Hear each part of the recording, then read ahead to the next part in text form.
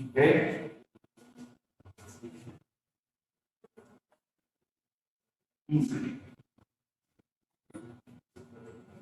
So the script is called AM08B, modelado y remuestreo. I have not translated all the scripts. Here, essentially, we're going to use Caret. We're going to use applied predictive modeling, Caret, MAS, IPRED, and kernel. So we will not need to read any file for this script. So let's download your scripts, this script to your laptops or your computers, your desktops, and I'm gonna change here my working directory. I'm doing a test today to see how it works if I work from the computer in the classroom. It's a bit better. If it's better or not. Oh, let me change the directory now.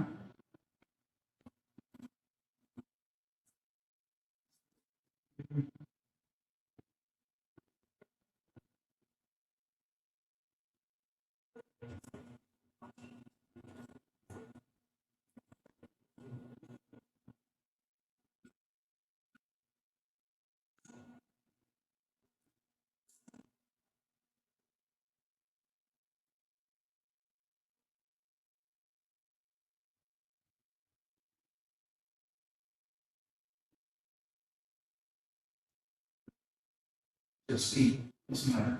We don't need to read any file. So I'm installing all the packages.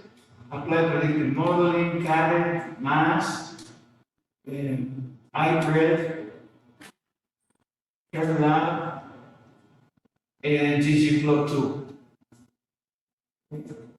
I may take a little longer because I don't know if they have been installed in this PC at some point.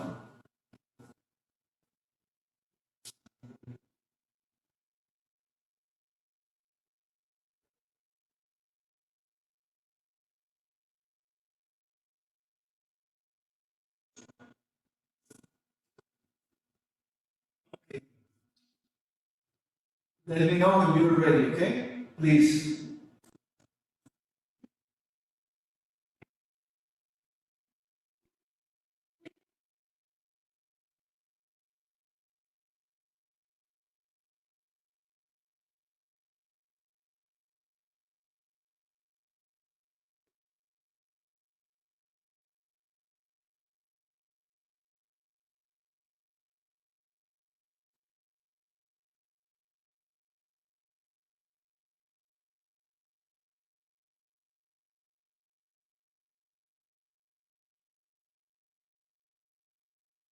Okay, you don't hear installing packages. Are you done installing packages?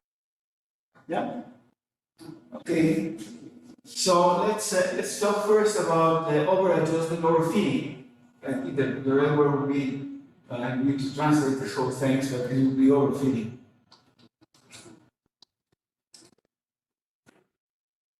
Okay.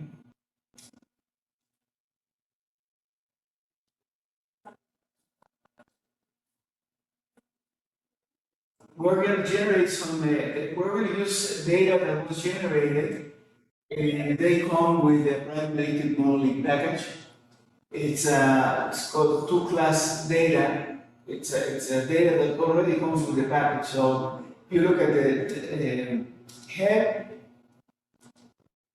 config two-class data not found.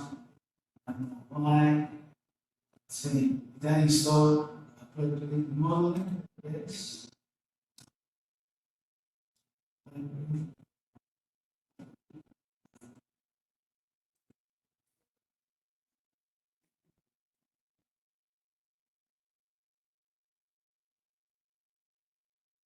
Giving me an error here.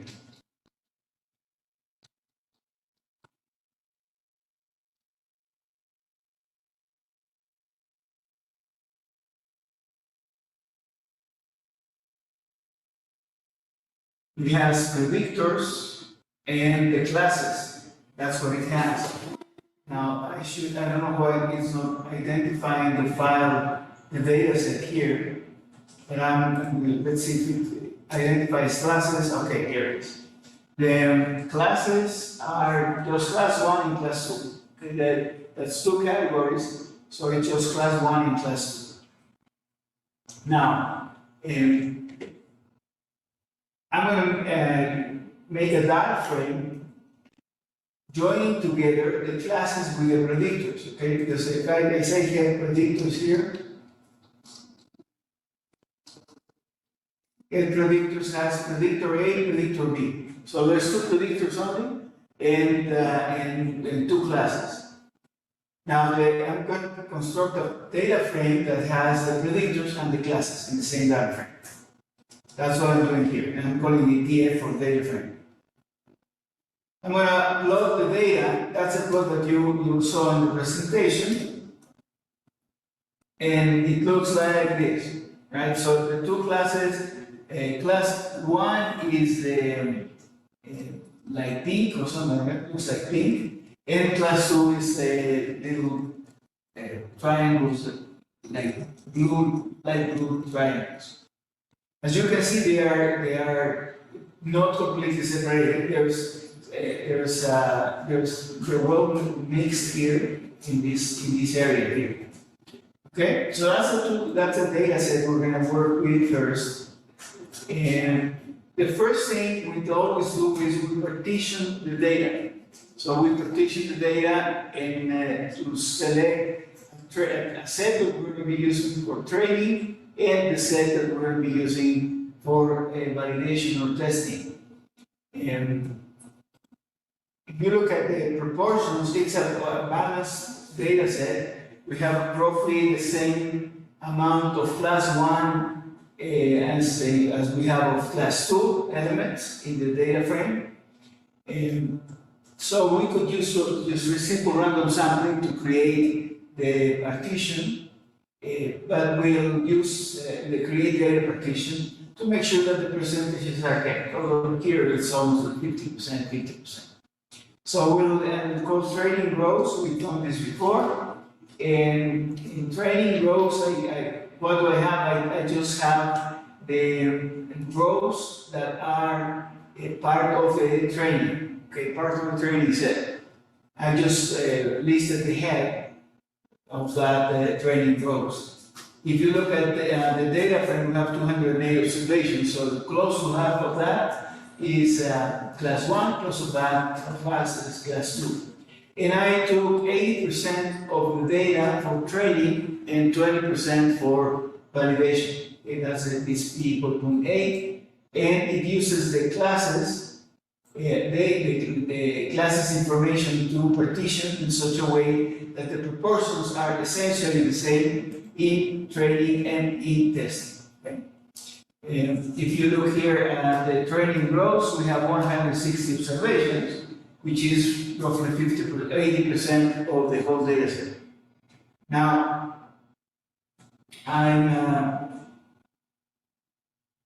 I'll say train predictors. I'm going to put a data frame with the train predictors, and I will use the predictors, only the rows that are in the training rows list that I have, the vector, the training rows. That will be the training predictors. And the train classes, I will also take the training rows that correspond to the classes data. Then, if you look at length of training classes, that's 167 observations, which is what I have here for predictors, right? 160 observations for predictors. And if I look at what each data frame has, the top 6 rows of trained predictors has row number 4, row number 5 of the original data set. So all I get with these training rows is the rows of the original data set that will be part of the training data. Okay. Now we do the same thing with the test rows. So for the test rows, I use the test predictors and I take all the rows except those that are in the vector training rows. And test classes, I do the same thing. I just keep the rows that correspond to the to those that are not in the training rows vector. If we look at the structure of each of these, and all I have is a data frame with two predictors, and a data frame in the test, also data frame with two predictors, and the proportions are kept the same. So the proportions are roughly the same, 53%, 46%, 53%, 46%, and so on. Okay. Now, let's, we talked about resampling in the class. And one of the methods that we used, that we talked about for resampling, was k-fold cross-validation.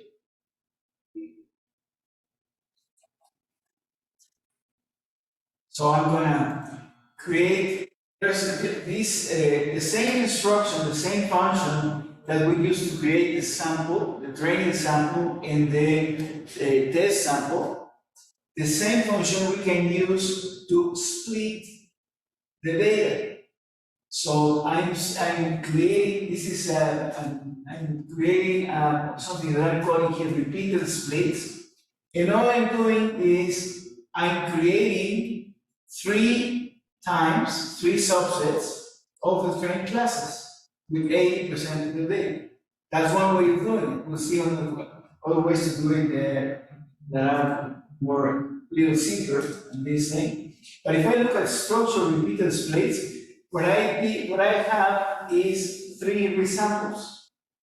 Okay, I have three resamples from the same data set, from the data set that has the trained predictors, okay, in the trained classes.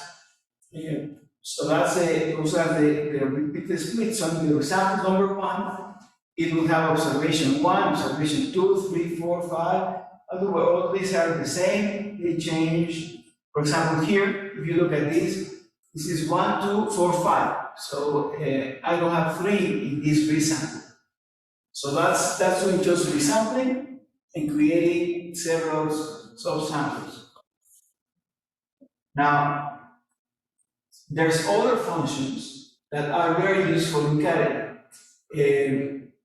One function we'll use continuously will be is and create false or create. That's what we're going to do here. If we're going to do k-fold cross validation, it does create the false that I tell in the function to do. So here I'm saying use trained classes, and make 10 false. In return train is equal to true, so that I have, and on the return, I have the train rows that I'm selecting for each of the false. See, if I these things, see these splits, these cross-validation splits, with that instruction they create false, what I have is fault number 1, which is, I'm building 10 faults, so fault number 1 has observations 1 through 150, fault number 2, 1 through 150, fault number 3 has 1 through 151, and so on. Since I'm using 10 different faults, then what it does is it's separating. Each fault is built with 90% of the data in the training set, and the other 10% of the data is going to be used for when we start computing the algorithms to test the algorithm that is the same data. Okay? But so we train with this, and we test on the other 10% that's left out of these faults. Okay? So that's what these faults have. They just have row numbers. Okay? So for example, if I want fault number 1, that's these are the row numbers that I have in fault number 1 in the first fault.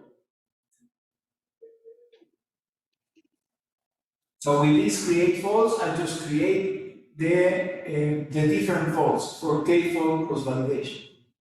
Now, if I want to separate the predictors, and the classes, okay? So I'm gonna use the predictors, and I'm gonna call it CD for cross-validation. Cross-validation predictors 1 is gonna be the train predictors that correspond to fault 1. That will be the train predictors that correspond to fault 1, and this will be the train classes that correspond to fault 1. And the test will be the train classes will be the train classes that are not in fault 1, and the SB class if you look at what CD classes has, it has only the responses, right? It only has the responses. And CD classes test would have the responses in the test set. So what the way cross-validation is going to work, okay, is if we're training an algorithm, it will take the first fold, use the information the first fold to train the model, and then it'll evaluate the model on the observations that are left outside that fold, which is that 10% of observation, which will be the test in this case. Okay. So the number of rows that I have here is it's 160 in the train predictors, and in the cross-validation predictors 1, we have 150 rows. Now, if you see here, let me go back here. It's not always 150 because it's 10% of the data, roughly 10%. It tries to keep the folds the same size. But some of them are 151 observations, and others have 150 observations. Now, these the following functions we'll be using, we can use all of these functions here to create subsampling or resampling sets. Now, let's suppose that one of the models that we already studied is the k-nearest neighbors, okay? So now that we have our sets of training and testing, we can utilize a model like k-nearest neighbors and use the function KNN from mass packet, or ibreadth KNN, which is a ibreadth package, both do k-nearest neighbors, and the function knn3 from cat, which either function we can use to train the model. Okay, and we can use that function to train with one of the folds and test with the fold that was with the observations that were left out of that fold. Now, in R, there's two ways to specify a model. One is by using the formula syntaxes, which is this one. I say, well, the response is a function of number of bedrooms, the first variable, second predictor, third predictor, and so on. That's the formula syntaxes for a model. Or we could use if we have many variables, we want to use all the variables in a data frame except the response as predictors. We could just put the tilde and then the period. That takes all the observations, all the variables in the data frame. Okay? The other way to specify a model is using it not as a formula, but we specify what are the predictors and what is the response. Like this, I can say modelo igual, model equal, and then whatever model function could be KNN or could be linear discriminant analysis, whatever. And then we will say my predictors are in X, and that's predictors 1 through 3 in that array, and the response is 1. Okay, so that's two ways that I can specify a model in R. Now, to determine the different parameters, to fine-tune a model or to select models, what we will have to do is define what are the range of values for the hyperparameters that that model has, and then run the model for, let's say that we're using, let's see, KNN. Now KNN is neighbors, which is, there's only one hyperparameter, which is K. So I would take fault number 1, train the model with K equal to 2, and then evaluate the model with the observation that I left out of that fault 1. Fault number 2, train the model with K equal to 2, and so on. But then for fault 1, I train the model with K equal 2, with K equal 3, K equal 4, 5, 6, 7, and evaluate the results. And also for fault 2, and so on, and for the 10 faults. Now, to specify that, we could do that by hand with the instructions that we already saw, the functions we already saw. But to simplify our lives, we will use Cadet to do that training. And there is a way to create the faults, of course, and then there's a way to do the training, trying the different combinations of hyperparameters. So I'm going to use Cadet here, and I'm going to make an index. This is something that when we want to compare several models, it's important to set up the partitions since the beginning so that all models that we're going to be comparing use the same set of data for training, the same sets. Okay, for 1, for 2, for 3, they need to be the same so that the models are comparable. Now, I'm going to say index, create faults, train classes, return train equal to true. If I don't specify k, the default number of faults is 10. Okay, so the default number of faults is 10. So I set the seed. I set the seed because every time I run this create faults, it starts with a random number to select which observation is going for 1 and so on. So if I want with the same script, I want to be able to replicate the results, I set the seed first. So it starts. Now, even if you set the seed with the same number that I'm using here, 100. If you set the seed with 100 in computers, it's very likely that you will not get the same faults. Because the random number generator depends on the clock speed of the computer, on the internal date and hour and so on. So there's a lot of variables that make it that when I even using the same seed in different computers, I will get different numbers, different sets of numbers. So if I say index, create faults, if I look at the structure of index, now we have fault 1, fault 2, fault 10, with the row numbers that correspond to the observation of that fault that will be used for training. Now, there is a function in Cadet which is called train control. In that function, we specify which type of method we're going to be using for resampling in train control. So I'm creating an object here, which I'm calling it CTRL, and I'm using the function train control, and I'm specifying I'm going to use cross validation.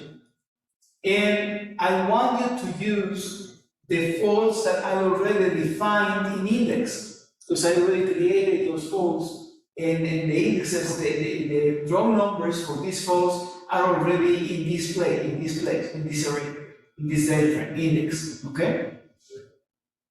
So I say train control method is cross validation, and index is equal to index. So it always uses, when I do the training with this train control function, it will always use the same data set for training and for testing. So I can compare different models.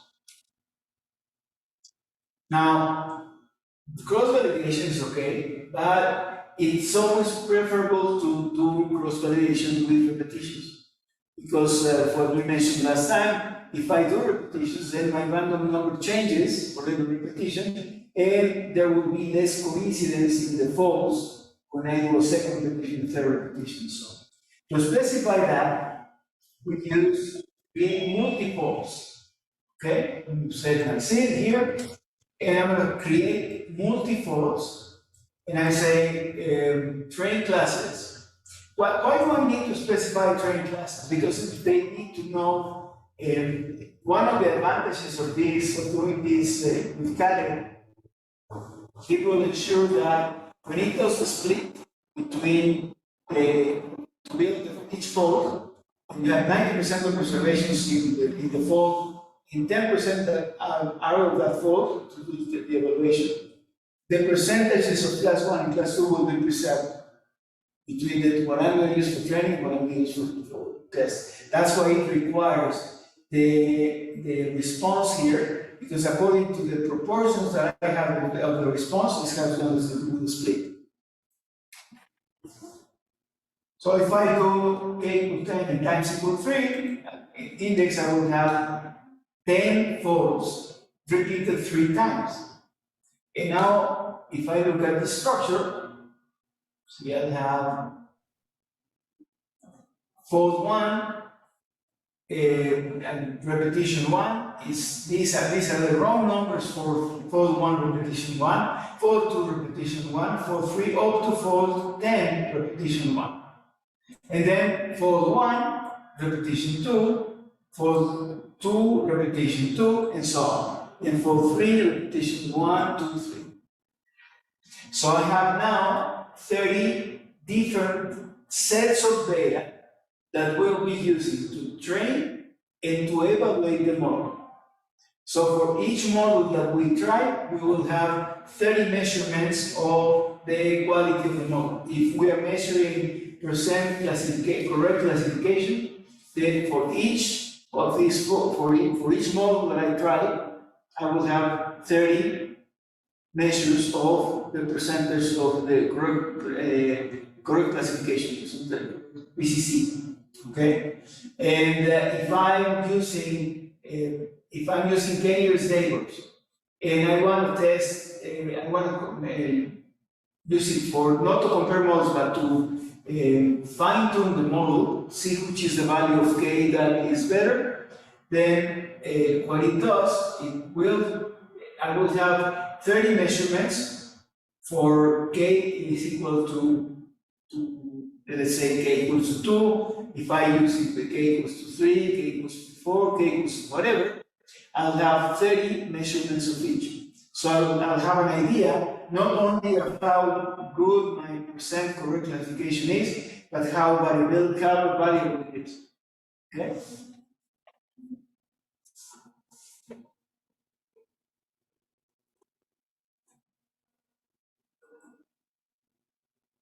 So that's I was done here.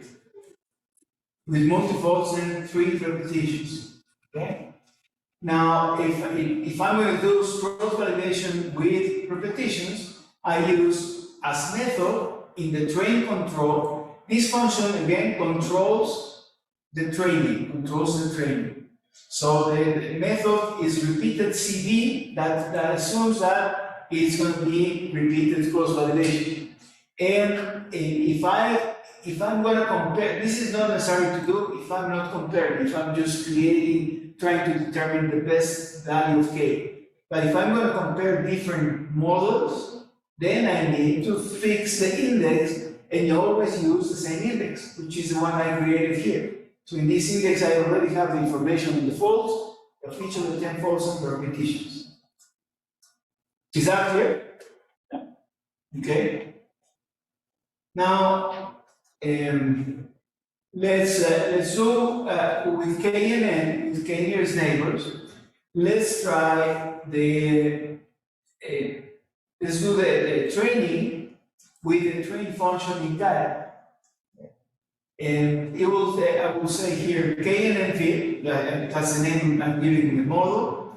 I'm going to use the function train instead of using the function knn3 or knn from mass, whatever. And instead of using those functions, I use the train function. Because the train function has several advantages. First, the syntax is standardized. So I don't have to worry because each model may have a different syntax. Some models now only accept the formula method and do not accept the other method when I specify X and Y. Okay? So the train predictors, I specify which are the predictors, the classes, and the method. Here the method is going to be KNN, K nearest n. I use then the control function that I define, so that the train function knows that it's going to be training with 10-fold cross-validation repeated 3 times. And I can do the pre-process here in the training. So I can do, remember that with KNN it is important to center and scale the data, right? Because it depends on the distances. So we need to center and scale the data. Now, I could do it before. If I do this pre-processing before, when I do prediction, I need to make sure that when I get the new data, I pre-process it using exactly the same things. The same scaling factor and subtracting the same mean. So I have to remember to do that before I do the prediction. The advantage of doing the pre-processing in the train function is that it remembers. And then once the model is constructed, the model information has the centering and the centering factor and the scale factor. So it doesn't, when I do the predict using this function, it will do the centering and scaling for the new observations. So that's an advantage. And then tune length, there's 2 ways to do it. I can specify the tuning, the values for the tuning parameter. And we'll do that later. But I can just say, I don't know which values of K to use, so select K, 10 values of K. There's only one hyperparameter here, so it will use 10 values of K. I'm saying that the tune length is 10. If a model has more than one hyperparameter, which will be the case in support vector machines, for example. If a model has more than one, then if I say tune length, it will choose a combination of the, let's say that it has 2 hyperparameters, and one can take 4 values, the other one can take 5 values. When if I specify tune length equals to 15 or 20, it will select at random 10 different combinations or 20 different combinations of the 2 parameters. So it's a neat function, it's a neat package in this category. So I do a KNN feed. If I look at what KNN feed, it tells me, it measured here, it tells me how many samples it used, and the pre-processing that it did, it centered 2 variables and it scaled 2. It did 10-fold cross-validation. It doesn't tell me here that the repeats, but it just tells me it was 10-fold cross-validation. Summary of sample sizes and resampling results. Each number here, if you look at accuracy, this is the average accuracy of the 30 times I feed the model, and I measure the accuracy on the set that was left out of the fold to test. Okay, and also the next 179 is also the average of 30, of the average of 30 accuracy measurements. Okay, so that's we'll look later at another thing that's generated when we do this thing, which has all the resampling results, and I have associated with the accuracy and the kappa statistic, I have a standard deviation. Okay? Because I have 30 measurements. So if I do plot here, if I plot KNN, it gives me a plot of the results of this resampling And remember here, in this case, we want to maximize the accuracy. We want to maximize the percentage of correct classification. And what this graph is telling me is that I should pick K around 10, because I have 9 here and 10, and I have the exact values here. I have the exact values here. So the maximum accuracy is, right, this is 9 is 0.808, 4559, and 11 is, okay. So I could use 9. It's a simpler model with 9. It's a less noisy model. I could use 9, and it's clear that K is equal to 5 would not be good. K is equal to, I believe this is what, 7 would not be good. And if I go beyond 10, I lose performance in the model. Performance deteriorates if I use a very large K. Okay?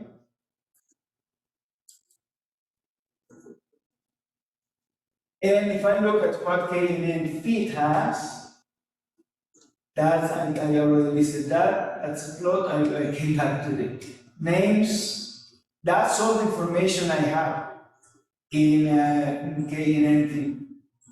I have the method. So in this case, it's K&N, right? In this case, the method is K&N. Then I have all the information for the model, which is the model type, the results, the predicted values. The best-tune, it stores the value of K that was optimal. So if I look at what best-tune has, it will have the value of K either 9 or 11 or 10. So we'll check now. Okay? The control function that I use, the final model, it's what I did for pre-processing. So when I use this model to do prediction, it checks, this is what we did for pre-processing. Well, we subtracted for each variable, we subtracted what's the value we subtracted to center it, and what's the value we used to scale it. It does that for the new observations. Okay? So that's very useful.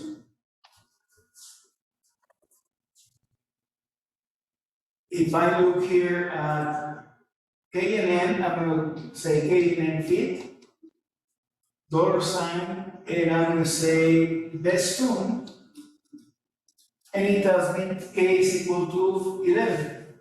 That was the optimum. Okay? K is equal to 11. Okay. If I look at K&N fit, $sign, reprocess, it tells you that it's centered to variables, it ignores 0 and scales it 2. And we'll see later that we can do other things in the pre-processing. For example, we could do the box-Stokes transformation in the pre-process. And it will only do it when it needs to do the box-Stokes transformation. And we'll keep in the model, there will be the information of which lambda it used for each of the variables. And it will tell me which variables did not transform. Okay.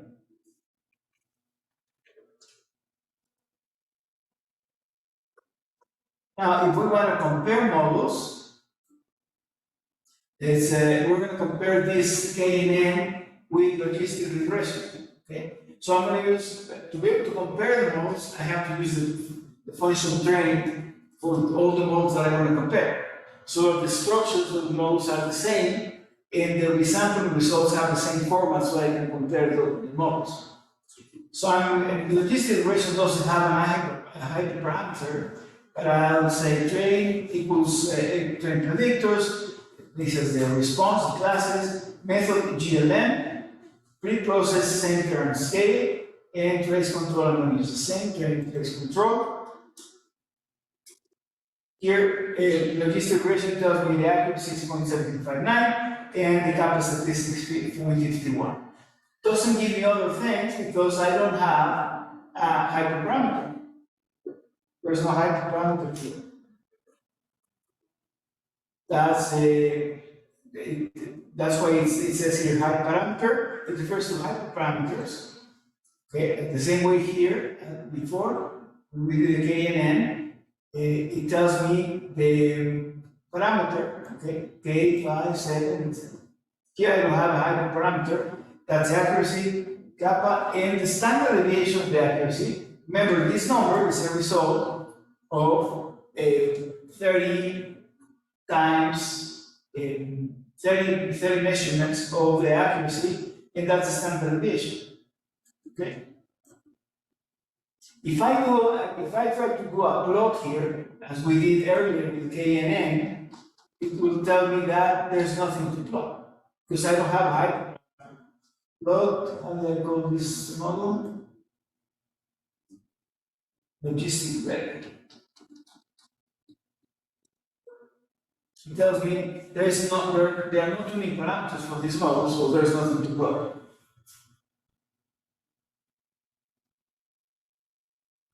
Now,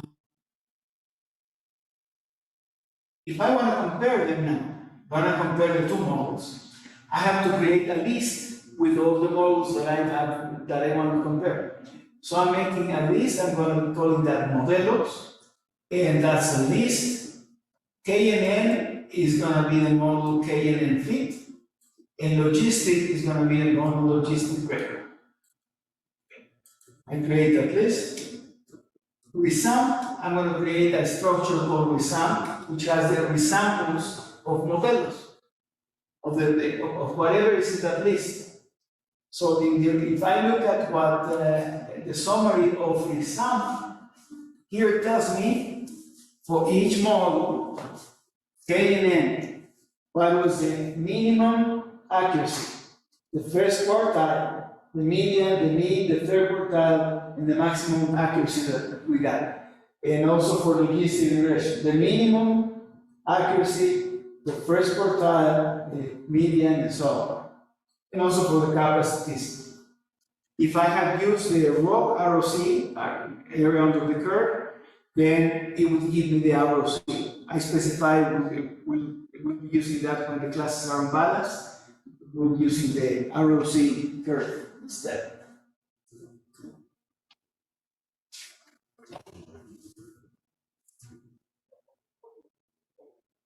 Now let's look at what resump has. Resump has the code, the values, the models, the metrics, the findings, and the methods. If I look at the metrics, it just tells me the metrics that I computed, the accuracy and the kappa. Okay. I can do a plot of a scatter plot of my resample values here. And what this is telling me is the agreement essentially between the two methods, the logistic. If all the points lie here in the 45-degree line, if all the points lie here, that would tell me that there's complete coincidence in the accuracies for the two methods, logistic and k-meters neighborhood. Okay. The most useful plot, we can do a dot plot also to see how they behave. And as you can see here, there's this is just a dot plot of different values for the accuracy and kappa statistic. Okay. And this gives me an idea of the spread. Okay, this is the minimum, this is the maximum for the K and N, and this is the minimum and maximum for logistic in terms of accuracy.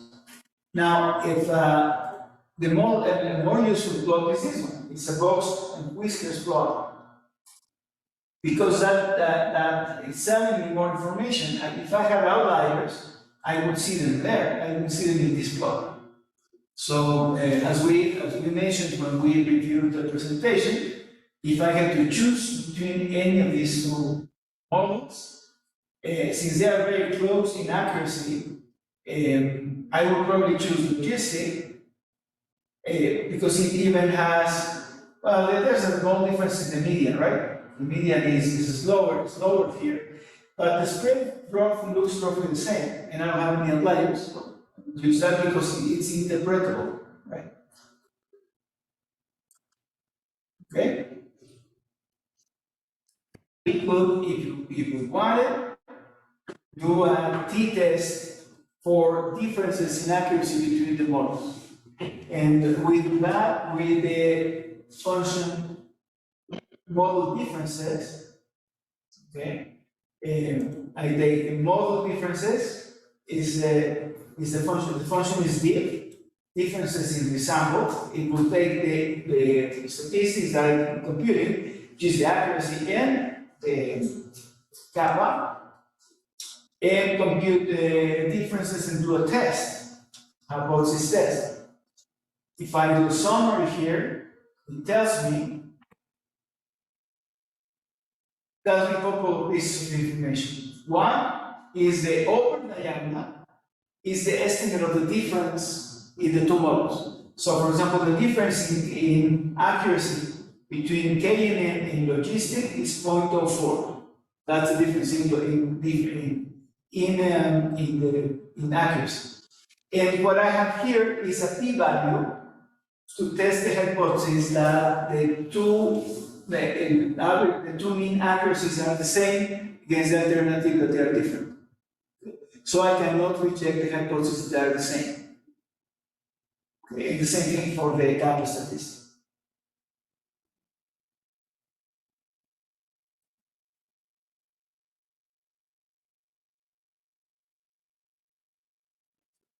And I can invest each one both separately, right? I can say this thing, and that's, I will be, if I just take the accuracy, it tells me the detail here, tells me what's the t-value, what was the degrees of freedom, what is the p-value, which is also listed in that table. Okay, so I have the information there. Are there any questions so far?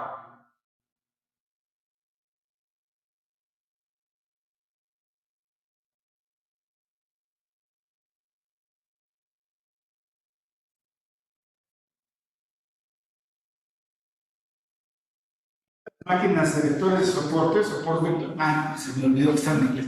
Support machines. We call it SVM, because it's shorter. Right? They were developed in the 1960s by Vladimir Babnik, so they've been around for a long time, but they have the capability to compute them has made a whole difference, because now we can add different types of kernels. We'll see what a kernel is.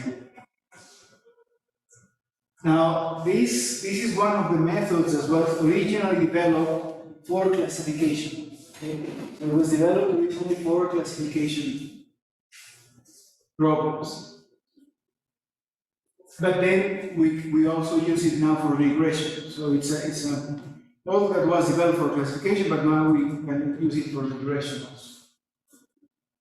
Let's consider to explain the model. I'm going to concentrate on two classes because that's easier to explain, and graphically you can see things.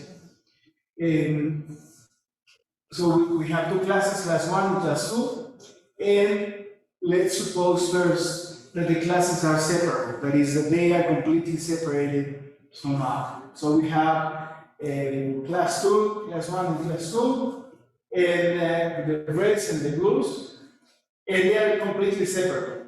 So if they're completely separable, that means that there's a bunch of, I can have many lines that can separate the two sets. Now, which line should I choose? Since any line could classify these two sets because they're completely separable, where we're going to choose this line is we're going to choose this line in such a way that if we have to have, imagine that you're rotating this thing and you build these margins, okay, these dotted lines. If you're classifying and you're rotating these dotted lines to see where they achieve the maximum margin. Okay, so they start rotating until we find what the maximum margin is, and that's going to be what determines the support vector machine classifier. this the fact that the margin between the two classes is going to be maximum. Now, this is what I just said. So for that, we define the metric called the margin, which is the size of that distance between the two classes, so the class boundary and the closest observation from the training data set. So that's this will be the largest distance between this data set and the boundary, and this data set, the red, and the boundary. Okay, that's what he called that the margin. And most of the literature refers to the margin to half of this thing, although there are some authors that refer to the margin as the whole distance. Now, the solid line represents the possible classification boundary, and the dotted line represents the maximum distance to the solid line to the closest observation on the other side. See. Let me move this thing a little bit. Guys, that for those of you who are at home or whatever, let me know if you see what I draw in the blackboard, in the whiteboard.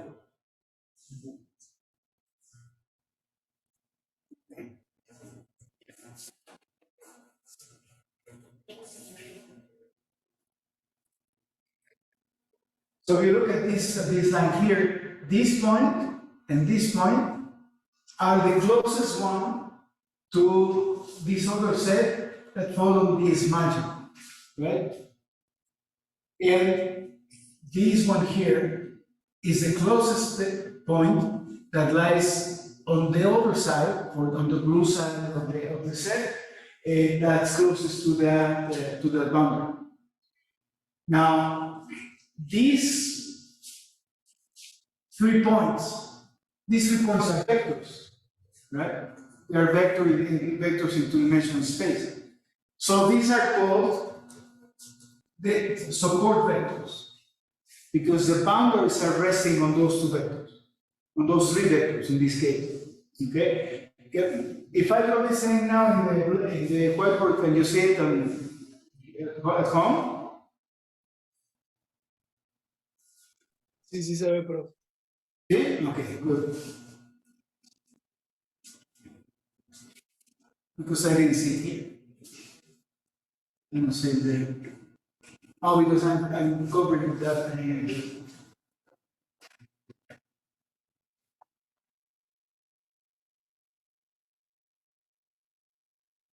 So these 3 black dots are equidistant from the classification boundary. They have the same distance to the classification boundary. And the margin defined by the 3 points can be quantified and used to assess the different boundaries. So that's that we will do that thing and start finding the points that are sustaining, let's say, the margin, and we will pick those points that make the margin the largest. So the slope and the intersection that maximizes the margin, or buffer, it's also called the buffer, between the boundary and the observations is known as the maximum margin classifier. And that's the support vectology, maximum margin classifier. Now, let's suppose that in this case of 2 classes that we want to classify, we call one class as -1 and the other class as +1. So instead of calling them 0 and 1, as we sometimes do, we'll call them -1 and +1. And suppose that the vectors x, y, which are in this case the 2-dimensional vectors in this particular example, contain the predictors of the training sample. Remember, all we do is with the training sample, that's where we define the model, we train the model in the training sample, with the training sample. The maximum margin classifier determines the decision value, we will call that d of x, because that will depend on x, which classifies samples such that if d of x is greater than 0, we classify that observation as class 1, because we define class 1 as being close 1. And if it's less than 0, we classify it as class 2, because we coded that class as 2.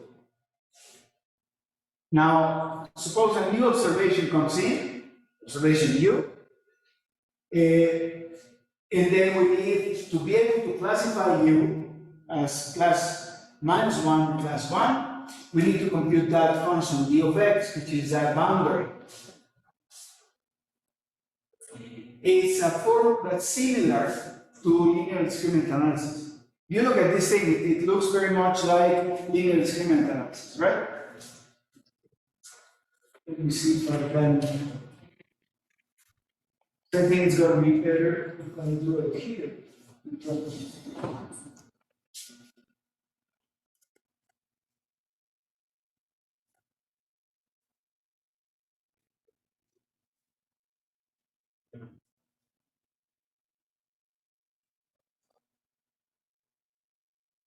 Did you see what I drew here? Yes. Remote. Do you appreciate it better here or in the blackboard, in the whiteboard?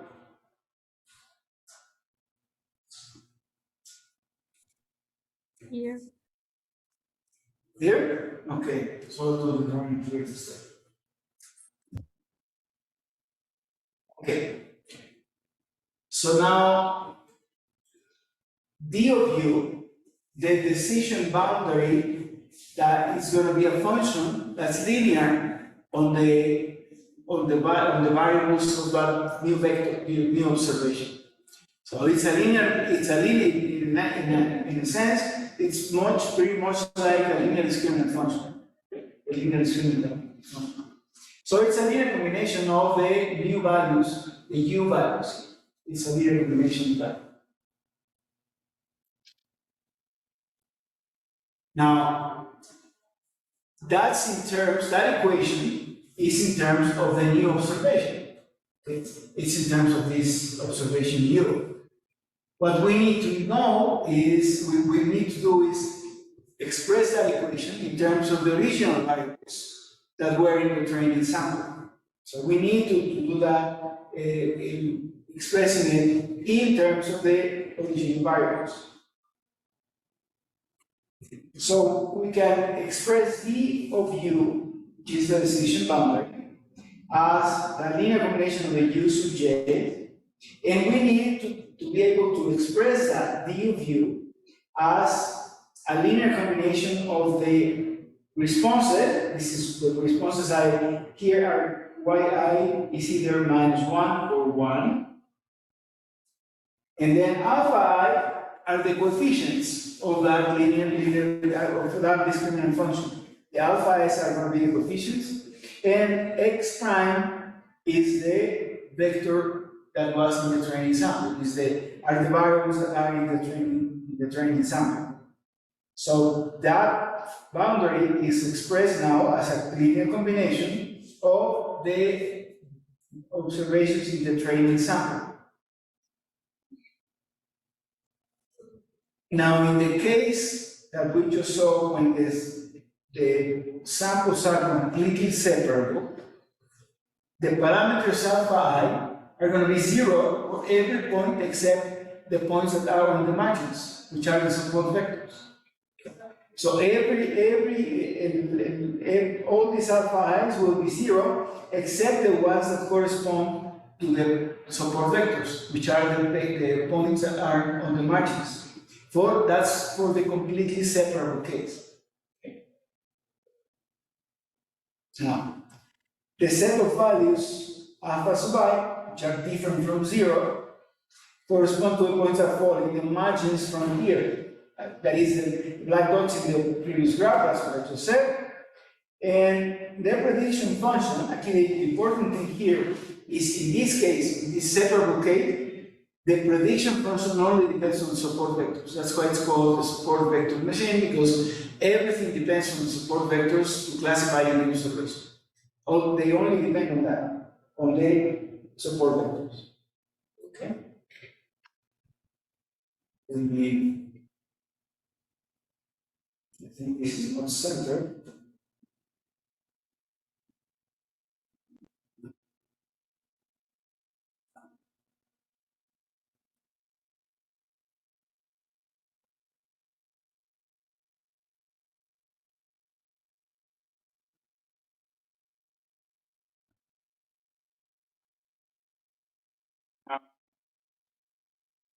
So the prediction function depends on the subset of the training set, which are called the support vectors, okay, which are those points in the margins. And this classifier of maximum margin is called the support vector machine.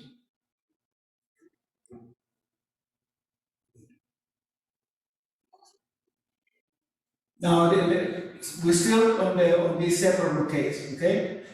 Suppose that the new observation is this point. This gray point is the new observation. Okay? That's the new observation. Now, how do we classify that observation? As the blue ones or as the red ones? To do that, we need to calculate the distances between the new observation and the support vectors. That's all we need to do. Compute the distances of the new observation and the support vectors, which are these dashed lines here. These are the distances. Now, in this case, we have 3 support vectors only, and they contain all the information to classify a new observation. All the information that is required is contained in support vectors.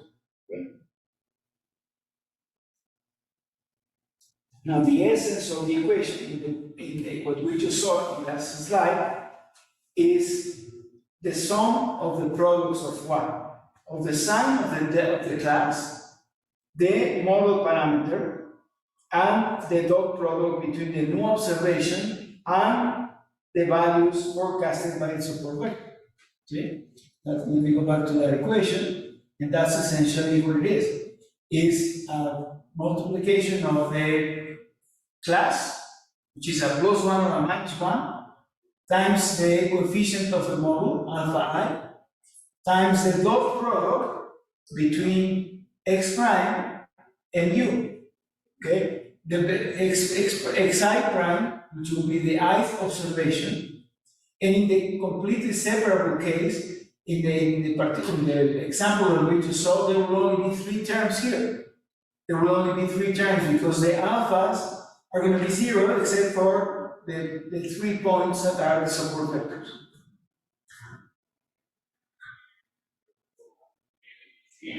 So if that's a new observation, then all we need to do is compute the dot value, the dot product of that new observation with the vectors from the sample, from the training data set, and the only ones that are going to count are the ones that for which alpha is different from 0, which are the support vectors. So this is the expression we have, and for this example, the final the d of u of this new vector was equal to 0.583. Since it's positive, we will assign it to the positive class. Since it's positive, the d of u is positive, we will assign it to the positive class. If you look at how this is computed, you have x prime u is 1. For example, the first class 2 is the one that's negative, okay? That's the one that's negative. Y is -1 for class 2. So class 2 is this one, and this is class 1. Now, for example, for this vector x that arrives here, this new vector is 1.3, 1.5. Okay, it's 1.3, 1.5. Now, that x prime times u is 1.3, 1.5, dot product with -3, 1. This observation here is -3. This observation is -3, 1, right? I have a -3 here, and then 1. And x if I compute that for the first vector for this one here, this one is 1.3. This is roughly 1.3 and 1.5. That's this vector here. So the dot product gives me minus 2.4. Yi is equal to minus 1. And alpha I is 1, dot product is 2.4. Then I do the same computation for the second support vector. Okay, so it'll be the same. This one remains the same, and I'm multiplying that times pre-multiplying that vector by these three vectors that are support vectors for that classifier. And the total here, if I compute d of u, that will be 0.583, so we will assign it to the positive class, which is the red one. Okay, so this one, it will assign it to this class, the red ones.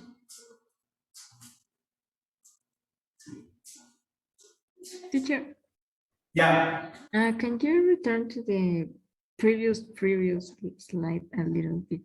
I think I saw something that I wanted to see something. You repeat the question?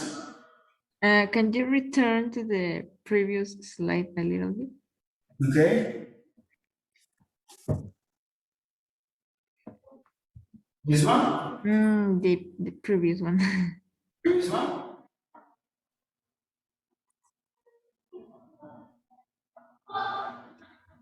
Oh, This one here? no, sorry, it was a mistake. I think I saw something, but no, forget about it. Thank you.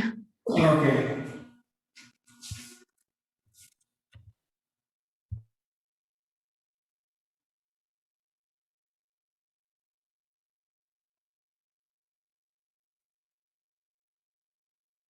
Now, unfortunately, most of the cases in practice, classes are not separate. They're always mixed together. And at some point, they're very mixed.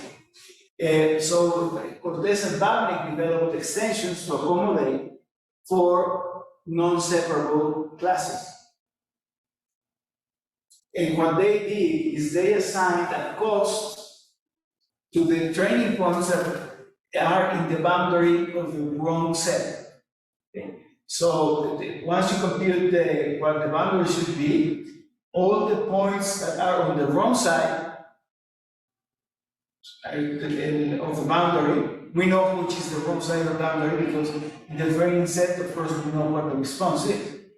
So all the points that are in the wrong side of the boundary are penalized. That's what they did. They added a penalty. And when the estimates of the parameters alpha are obtained, this margin to compute these estimates of alpha are penalized by the observations being on the wrong side of the margin. And the cost that's used for penalization of these wrong classifications, let's say, that cost is one of the hyperparameters of the model. So that's one of the hyperparameters of the support vector machine model. Okay. Now, we are penalizing for misclassification. So the higher the cost, the higher the model complexity is going to be. Because the higher the cost, the more we would want the classifier to adapt to the training data point. Now, up to this point, we've talked about linear boundaries. But for linear boundaries, it's very restrictive because in most cases, in a lot of cases in practice, a linear boundary is not what we need. That's why the linear discriminant analysis is not that useful. So we needed to extend that for nonlinear boundaries. And that was done by Bowser and many other authors. They extended the linear boundaries to boundaries that have flexibility, to nonlinear boundaries. And the way they extended that was to replace that dot product x prime u x prime times the new observation. They extended that through the use of a kernel function. In fact, x prime u, if you look at x prime u, is a linear kernel. If you look at what's involved now is x prime u. It is a vector. And this is, you can call this k of x and u. And that's a kernel. That dot product is a kernel. It's a function of the elements of x and the elements of y.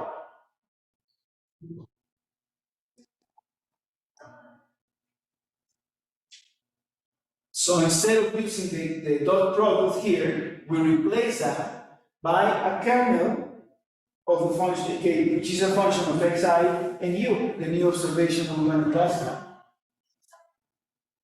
And the extension to nonlinear boundaries is done through several kernels.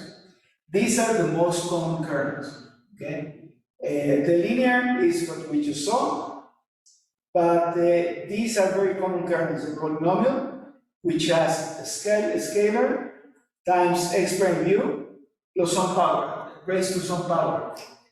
Okay, so in this case, in the polynomial case, which would be the hyperparameters? The hyperparameters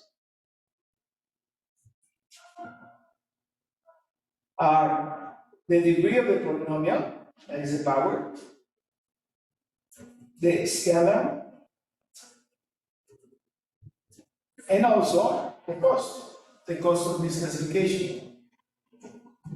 Radial basis kernel, this is perhaps the most common in practice. Radial basis kernel is given by the exponential of sigma, which is a scaling parameter, times x minus mu, the distance between x and u squared. Since distances are involved, again, it is important to center and scale today, because distances are involved here. Okay? Now, another kernel is the hyperbolic tangent, which is just a number, single number, a constant, multiplying x prime u, which is the dot product, plus 1. That's the hyperbolic tangent. Again, the most common one is the radial basis. Now, in the radial basis, which hyperparameters do we have? We have the cost, we have sigma as a hyperparameter also, and we also have, well, in this case, for the radial, we have this thing. In general, for all these, we also have our hyperparameter, which is the kernel. We can vary the kernel, we can use different kernels and see which one gives us better results. Yeah. But the key in hyperparameters here, cost and this sigma. We'll see how to get this sigma when we start doing these classifications with the support vector machine. Okay. Now, so this method, support vector machines, is part of what's called kernel methods for classification. It's one of the kernel methods. We'll see later, if we get to talk about neural networks, we'll see that they also have kernels, neural networks. This what I mentioned, it's based on distances, so we need to scale variables. And before we do train the classifier.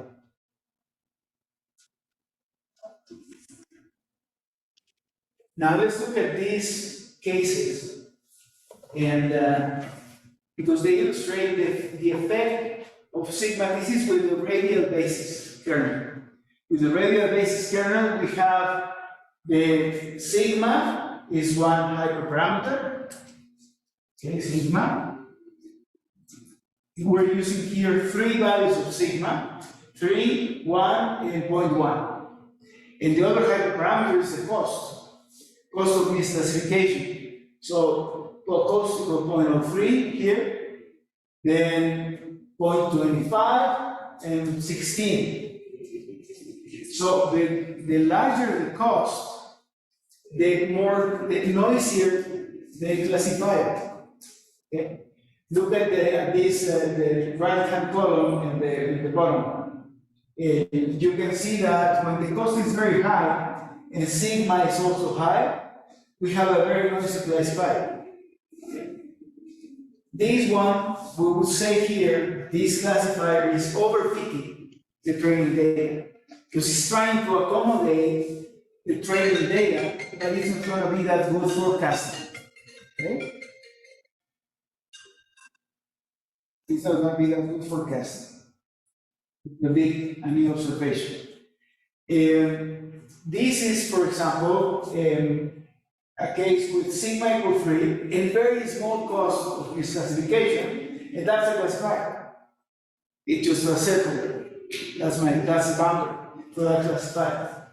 So to pick the right values for sigma and for the cost, we're going to be using generalized cross validation with k-folds and repetitions.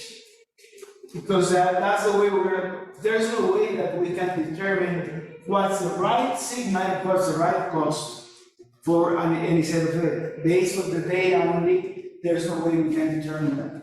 So we're going to be using cross-validation, k-fold cross-validation with repetitions to be able to determine which is the best scale. I believe I'm not sure if I remember correctly, but I think that this is the cost and the value of sigma chosen by cross-validation, this classifier here. So this turned out to be the one that gave us the maximum percent classification, correct classification.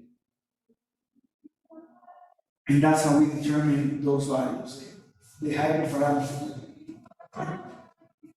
And again, we could do it with the same data set, we can try different kernels.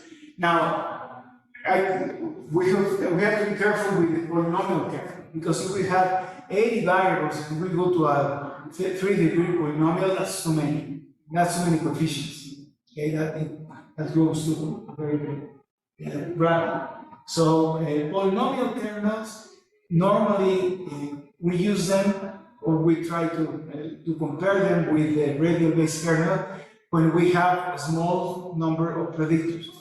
Okay, we have a small number, because it's not practical to do with hundreds of predictors.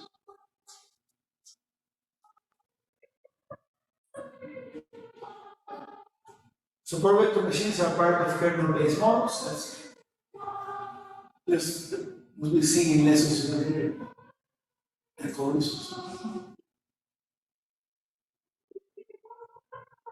Now there are extensions to do 3 or more classes. There are extensions. Every method that we've talked about can be used with more than 2 classes. Every method that we've been talking about. Now, Blatt describes methods to post-process to estimate class probabilities. Kernel support vector machine, just like linear discriminant analysis, do not give good estimates of the posterior probabilities. They assign classes, okay, they predict which class the observation belongs to, but they are not very good estimating probabilities. If I wanted to know, for example, if I want to know not only if an observation is assigned to class 1 or class 2, but what's the probability the observation is assigned, the probability belongs to class 1, the probability that an observation belongs to class 1, or probability that it belongs to class 2, then these methods are not very good, but then what that means is he does a post-processing. Once he computes the algorithm with the support vector machine, there's some post-processing that's done to estimate probabilities. That's already built into Caret in the algorithm that we're going to be using for support vector machine. So we can estimate probabilities in the support vector machine. Now, in case of text mining, there's other kernels that can be used. We're not going to get into text mining C, so here we will not talk further about this thing.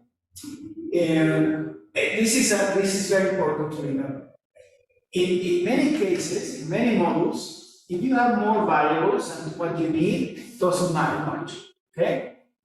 But in support vector machines, if you add variables that do not add value in the classification, then the model deteriorates. So it's the case here is that it's not to have as many predictors as possible, to have the predictors that we need to have. Otherwise, the method deteriorates. Now we're going to see an example, and this is an example of how we use a kernel method to find the classifier. In this case, clearly the boundaries is not linear. Okay, the one class is clearly this circle here. Those are all the reds, and the blues are here.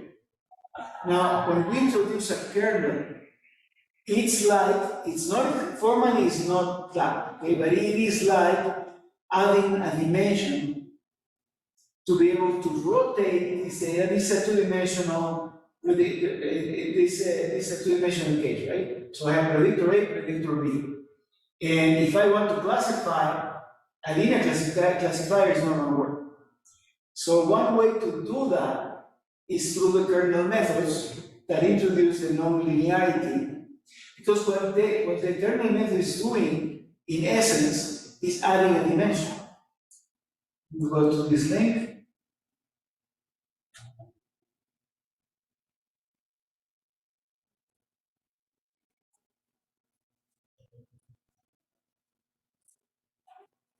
That's the data, right? That's the data set that we saw.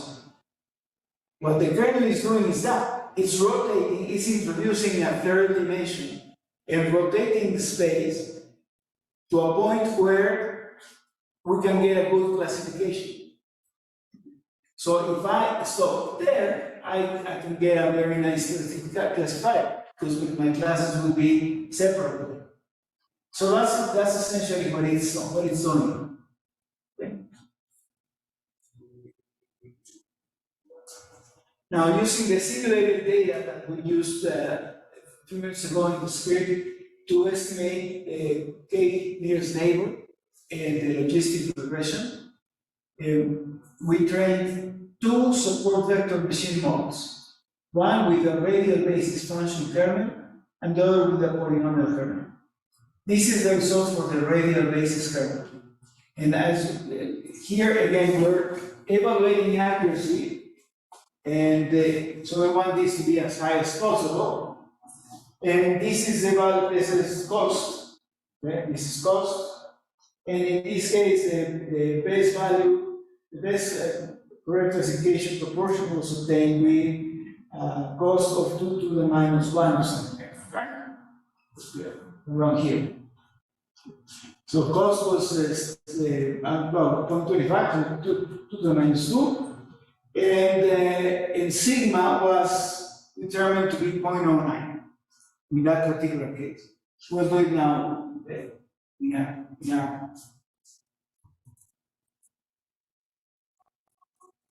This is for the polynomial kernel. We have the scale parameter, and we also have the degree of the polynomial as hyperparameters. So it's the same data set, and you can see here that the best results were achieved with the blue line is 0.05, a scale factor of 0.05, and sigma in the, a polynomial of degree 3. Yes. Now, here's one thing that's important to mention. There's what we call, in classification, there's what we call the one standard deviation. If you compare the complexity of a polynomial degree 2 with a polynomial degree 3, that's a lot more complex than polynomial degree 3. If the accuracy, since we have a way to compute the standard deviation of the measurements of accuracy, if the result with polynomial degree 2 is within one standard deviation of a polynomial with degree 3, we will go with polynomial degree 2. And that's the one standard deviation rule. We would go with a simpler model as long as it is within one standard deviation of the best model.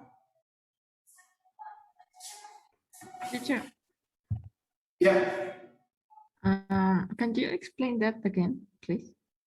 The standard deviation, the one. Yeah. Remember, each one of these numbers, this is an average of the accuracy.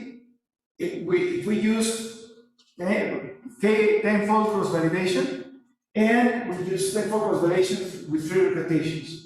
So for each value of the polynomial degree and the cost and the scale, I'm sorry, for each value of scale and polynomial degree, we computed 30 times the model and estimated the accuracy, the percent accuracy, percent correct classification. So 30 measurements were used to estimate this number, 30 measurements to estimate this number, and so on.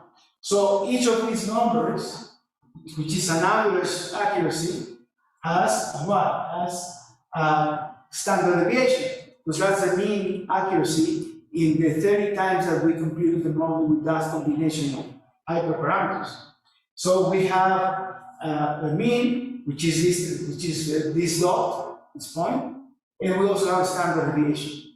If the means here are very close, right?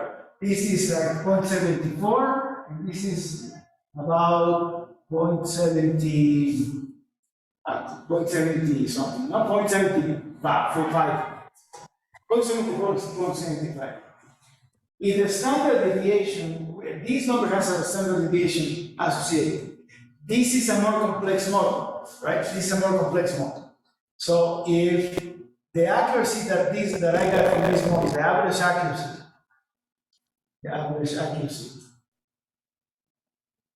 minus 1 standard deviation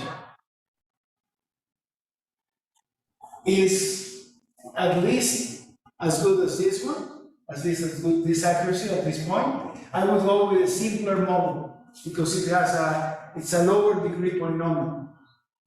Okay? Okay. Thank you. Yeah? Thank you. Okay.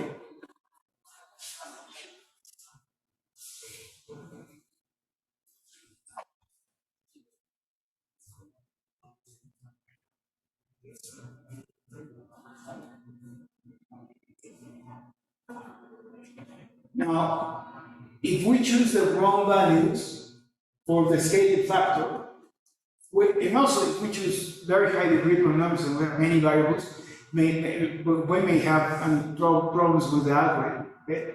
So if you don't have any idea what the right value should be or what's the range of values to try for scale, then use the tool length parameter and we'll choose based on the data which values of scale should be tried. Okay? In this particular case, the optimal scaling was 0.03, 0.05 with a degree 3 polynomial. That's the optimal. But again, we should always consider the one standard deviation rule.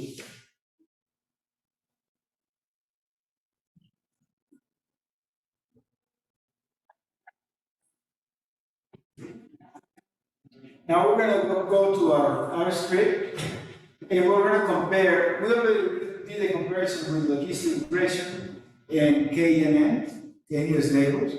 We're adding support vector machine, and we're going to use the caravan data set, which is part of the ISLR package. Okay. And remember, caravan data set has to do with insurance. It's selling an insurance product.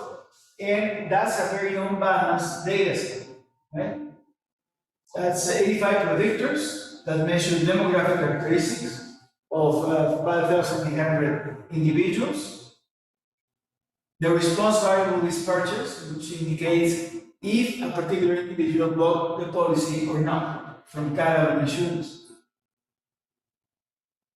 The classes are highly unbalanced. Only 6% of the individuals purchase the policy. And for k-nearest neighbors and support vector machine, scaling is important. Okay, so we need to, since we're going to compare methods, we need to scale for all the methods so that we are comparing apples with apples. The model selection criteria is the area under the ROC curve. That's it. Then we go to the script.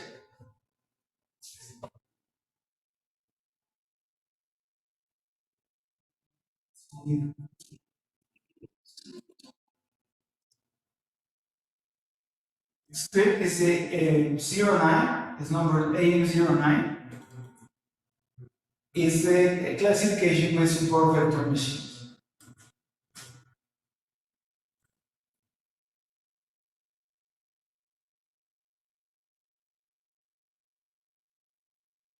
And run the whole thing up to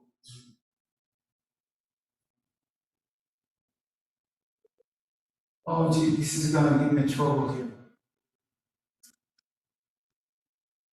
Because this computer doesn't have this unloaded. Let me check. I don't think the computer has this package unloaded.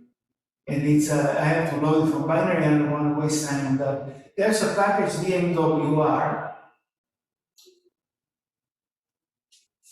First, let me talk about unbalanced data. And I'm not sure if we mentioned this thing already. If I have unbalanced data, I may download the script and run it until up to line 38. Let me check if the DMWR is here. No, it didn't find it. So I don't want to waste time now downloading it from binary. But this package is a package that we use for balancing data sets with a different method. And I'll talk about this thing now. Let me get a white screen here.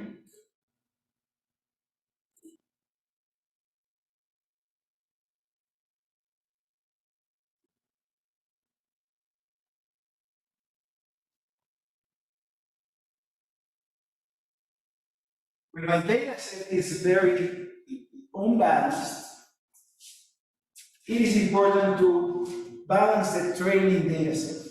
Okay? So we start from, this is my whole data set, let's say. This is my whole data set. Okay?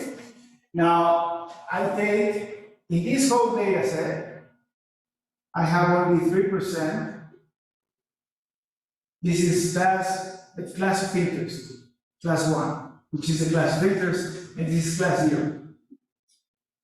When I construct my training data set to do the cross validation, what I do is I take a sample and I keep the proportions. Now, for my training data set, this is going to be different.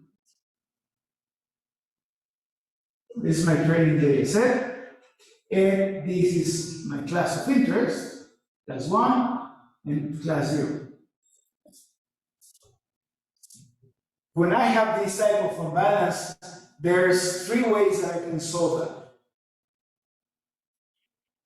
The first way is what we call up balance. Okay? In up balance, this is only done with the training set. It's not done with the validation set. It's only done with the training set. Up balance, how does it work? In up balance, what I'm going to do is I'm going to take my zeros. Okay? I'm supposing this is the same size, okay? I'm taking all the zeros. And then from this set, I'm going to take sampling, I'm going to do sampling with replacement. And I will convert, I will do sampling with replacement. I will get the same percentage of class. So this will be class 0 and class 1. So I do sampling with replacement to get the sizes of both classes roughly the same in the training data set. That's off balance. Now down balance.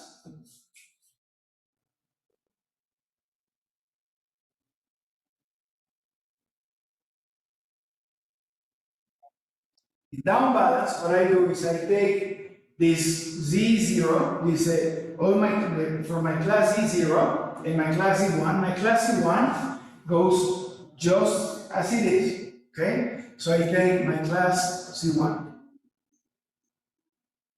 and then I sample from Z0. I sample so that I have equal sample sizes for class 0 and class 1. That's my down balance. Okay. So that will be my class 0 and class 1. This has the disadvantage that requires more computational effort because I'm essentially almost duplicating the size of the training set if you have an extreme imbalance. This has the disadvantage that if I don't have enough data, then I may end up with samples that are very small here. So that's the disadvantage. Computationally, this is going to be faster than this one. Okay? For those of you at home, can you see what I'm drawing in the blackboard, in the whiteboard? Yes or no? No, teacher, only the presentation. Only the presentation? Okay, I'm sorry. Yeah, we can see it. We can see the drawings. I'll do it here. Hold on.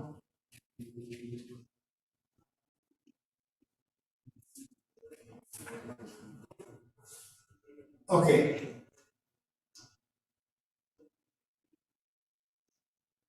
So let me see here. I have my data set, my whole data set is this one. That's my whole data set. Now, from this whole data set, I first take a sample. In this whole data set, I have the two classes. See? I have class 1 and class 2. Class 1, let's say it's this one. And class 2 is the one above. Okay? So this one here is going to be, this is class 0 and class 1. Okay? And that's the class of interest. For my training data set, if I use create data partition, what I'm going to get is my training data set is going to look like this. See? My training data set is going to look like this.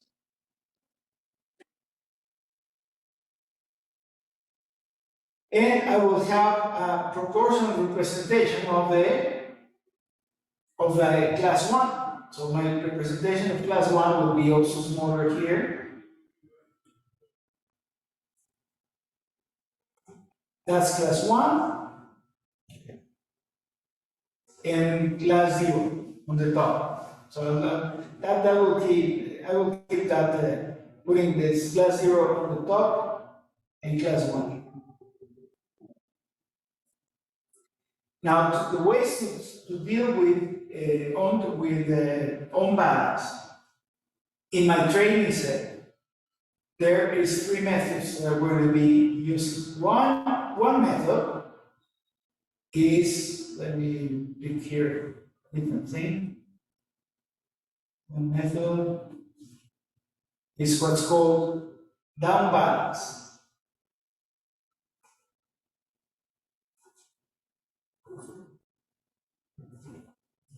In down balance, what we do is we're going to take the class 1,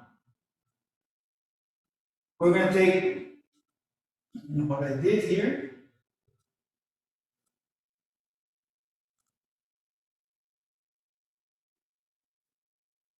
They did it wrong.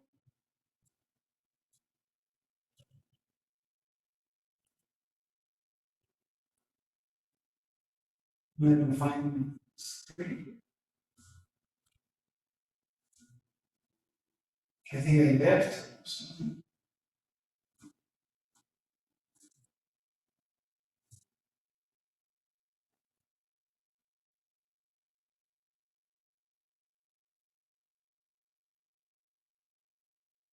Okay.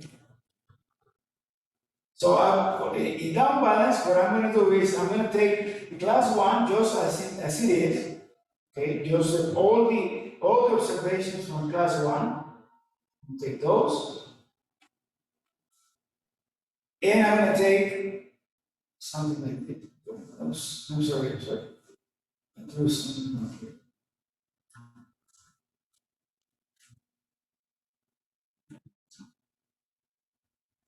Erase that.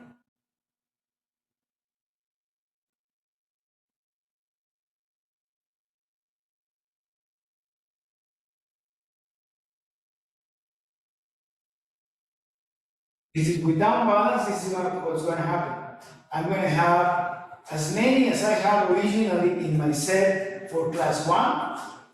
It's the same thing, the same number roughly. So I'm going to have exactly the same. And then from class 0, I'm going to undersample. From here, I'm going to undersample, and I'm going to have class 1 to be roughly the same size as class 0. And then class 0 is roughly the same size as class 1. That sounds something. The other method is, second method, is going to be upsampling.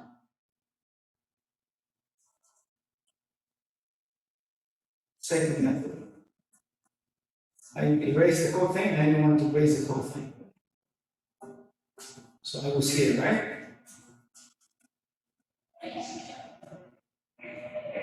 I didn't pick my rectangle. My rectangles here are coming better than the whiteboard, okay? So let's see this one and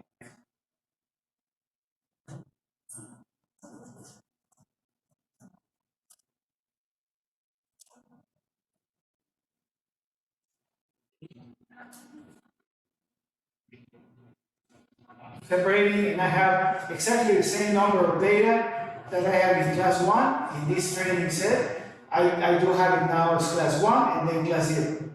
That's downsampling. The second method is upsampling.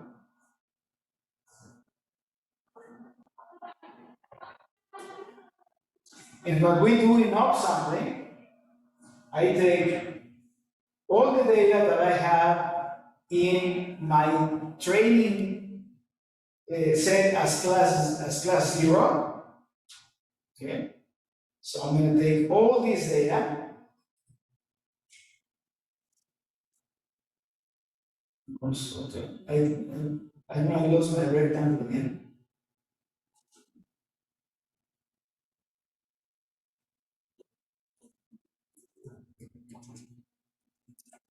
So I have, these will be my class 0, and then I will oversample, I will sample with replacement from here.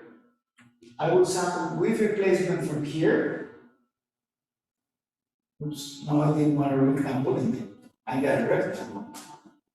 I will sample now with replacement from here. And yes, well, see, you can see this right? From here, I'm going to sample with replacement, and I'm going to have exactly the same number of data points that I have in my class 1. This will be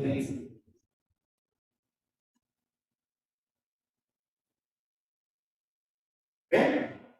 So that's the overall sampling, which is, in this again will be my class 1.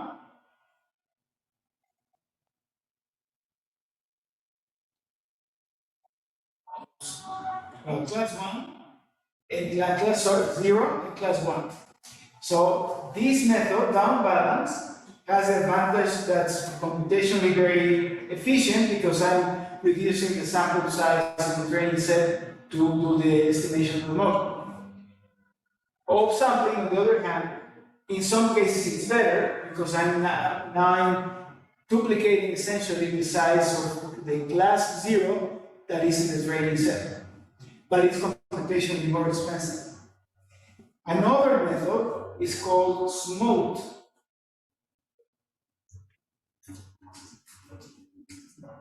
And that's where I was coming probably with that package that's not here installed in this PC yet. Because what smooth does is a hybrid between upsampling and downsampling. What we do in smooth is we take these data points from class 1, and we put them here, okay? Put them here.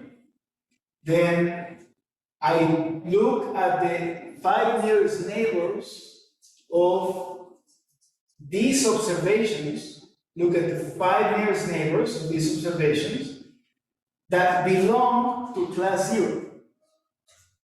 5 nearest neighbors. So those 5 nearest neighbors, I'm essentially going to multiply this thing by 5, and I select them from class 0, so they come from class 0, but now I turn them into class 1. I change the label, and it's a class 1. So I make this class 1. This is class 1. The original class 1. Oh, let the eraser.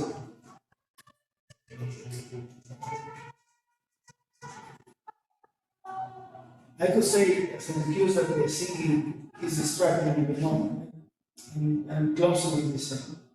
And I did this. So I make all these now are my class 1. Class 1. Except that the first ones, these are the original class 1. These ones are the original class 1. And these ones here come from class 0. They are represent the 5 nearest neighbors of observations in class 1 originally. And then I sample from class 0. I take a sample from class 0 so that the proportions, they are not exactly 50-50, but they are not as dramatic as 5% and 95%. So I do take a sample so that maybe I have more of these, forget it. You get the idea, right? Because I already erased the whole thing. So it's a hybrid because I'm now taking the ones, for example, from class 1, and in looking for the 5 nearest neighbors of each one of those data points, get them from class 0, and relabel them to be class 1. So these are, I'm essentially tweaking the thing, but so that the nearest neighbors become a different class.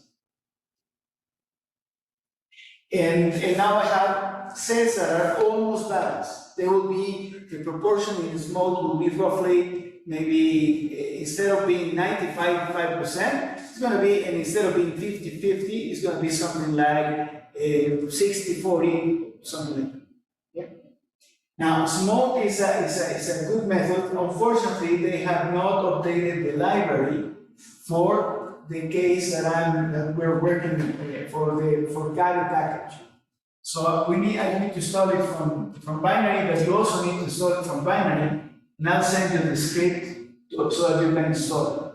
I don't know if with all the mistakes in drawing, if the idea was more or less clear in terms of what are the 3 strategies that we have to do balance. How about you guys at home? Is it more or less clear? The 3 methods: down balance, soft balance, and smooth. And smooth is a hybrid between down balance and up balance. Okay. Since I do not have smooth installed in this computer, and I don't want to switch to mine because then I start throwing with with the sound.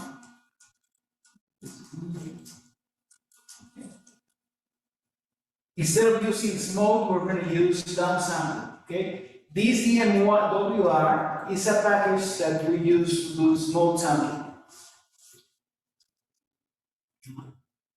So here I'm setting the theme for the ggplot and formatting the numeric fields. This is the data that we used earlier. It's the same data. Okay, that's it. I'm going fast here because we did all this last when we looked at the other script. Okay, training rows. Classes, I have all of these we had done before. We had done the resampling, create multiple folds, 10 folds, 3 repetitions. Then my control function. Now, since my classes are all balanced, percent correct classification would not be the right statistic to use to select a model or to evaluate a model. So we're going to be using the area under the curve, the ROC curve. That's what we're going to be using. So in the train control function, we have, it's going to be a repeated CD in the index with the index that we already created. And then, but the summary function is going to be a 2-class summary. So we're dealing with 2 classes. I want to generate class probabilities. So class probabilities equal true. And sampling, I'm going to, well, this is small data set, I'm using upsampling here. Okay, upsampling, it's only, 208 observations, that's nothing, 2 variables. So it's nothing, we'll do upsampling. That's my control function. I train the K&N model, which we already did, with 2 lengths of 10. Let's say it's, in this case, it turned out that K equal 15 was the best choice. Last time it was 11, now it's 15. It's going to change, and that's why it's important to do the cross-validation with repetitions, because if we compute the same model with many different samples, we're going to get different results. And some of them will be very good, but some of them may be very bad. And that we measure that by the spread, by the variability in the results for a particular method.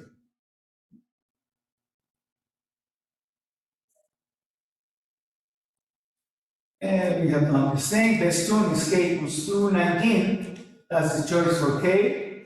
And these are the results for the K&N method. Okay? So that's the ROC, area under the curve, for the area under the ROC curve, sensitivity, specificity, and for which we sample. Okay? Each of these is the average of the individual results. So they have a standard deviation. So it picked K equals 19. Now we'll do the logistic regression. There's a logistic result, there's nothing to plot there. And now I'm going to do the logistic regression, and second order logistic regression, okay? To compare also a second order logistic regression with the other models. So the way I do this thing is I put everything in a data frame. So I have X is the training predictors. X2 will be the predictors and their squares. So I have predictor A, predictor B, predictor A squared, predictor B squared, and predictor B times predictor A. So I'm feeding a second order model for the logistic regression case.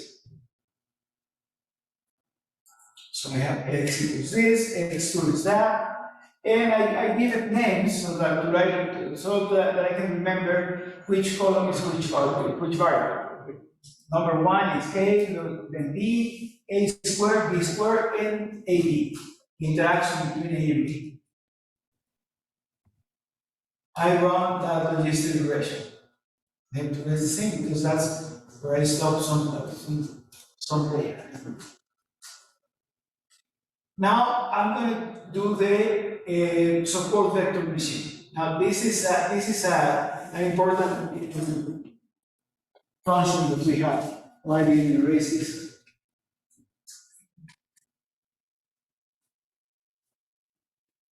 Here.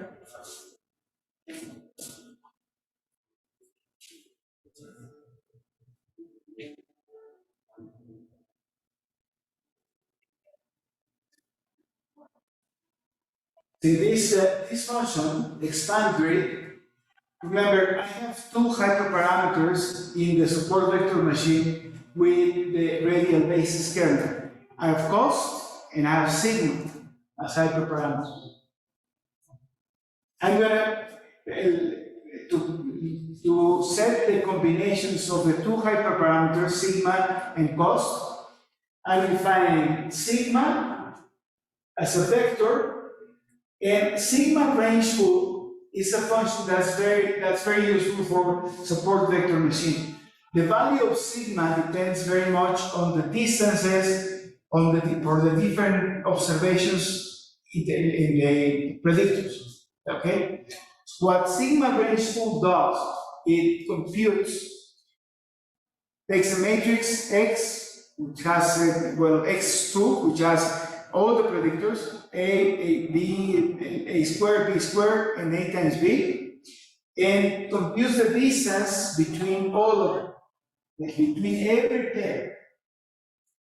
It's computing the distance between every pair of predictors. So let me erase this graph. So I'm going to use this space here. Oops, I erase it. So I'm going to use this space in draw. So it's creating if I have my matrix of observations, I have observation 1, 2, 3, up to, and in the training set, only the training set. And for each observation, I have my values of X. I have A, B, A squared, and B squared. So I have my numbers. So each point is a times B. It's a 5-dimensional point. So you compute the distance between each pair of data points. This with this one, this with that one, and so on. So it computes all the distances between pairs of observations. And then it computes the first quartile of the differences, the median, and the third quartile of the differences. And that's what that's what this function does. Sigma is an estimate of what sigma should be close to. So I'm going to do this thing. I'm going to do this thing separately so you see what this thing has. So I'm doing sigma. Copy that and put it here in the console. Run that command.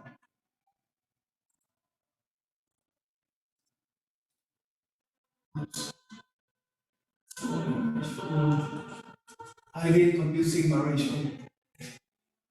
Sigma ratio, I'm going to keep this digest, see? And look at what sigma rangeful has. It has the 90th percentile of those distances, the median, and the 10th percentile. Okay. So these are three good values to set up for the possible values of sigma. So I have sigma rangeful, and I make it I have these three values of sigma rangeful. and I'm going to make it a vector so that I can use it in the span grid. Span grid will do the following thing. We'll take the values of sigma. For each value of sigma, it will consider all the values of cost. And the cost, normally we express cost as 2 to the minus something. And a range of costs that is worth, that's normally what we do is a range between 2 to the minus 4 and 2 to the 4 of cost. So SVM grid, it builds a grid. If I look now at, I'm going to do it here, head SVM R. The R is because it's a radial basis function. Head, let me take the first slide. So it's building a grid with different combinations of sigma and cost for all the values of cost between 2 to the minus 4 and 2 to the 4, and the 3 values of sigma. That's my grid for the hyperparameters. And now,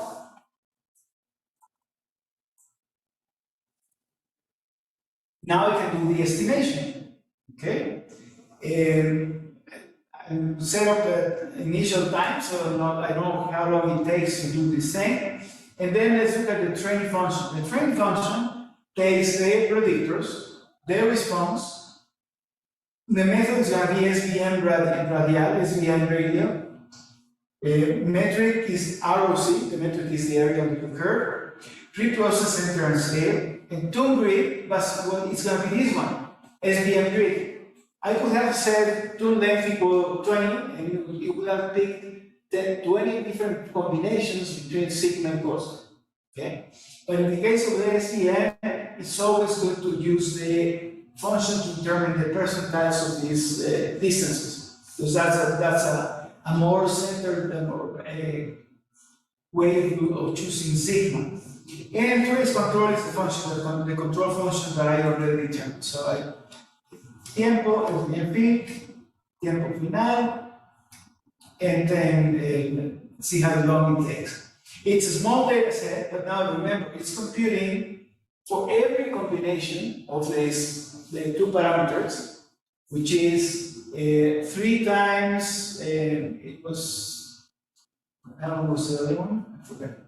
For each combination of the 2 parameters, hyperparameters, it's computing the moment. Okay, so it's computing the moment many times. So it takes a little while. Now it's 0.54 minutes.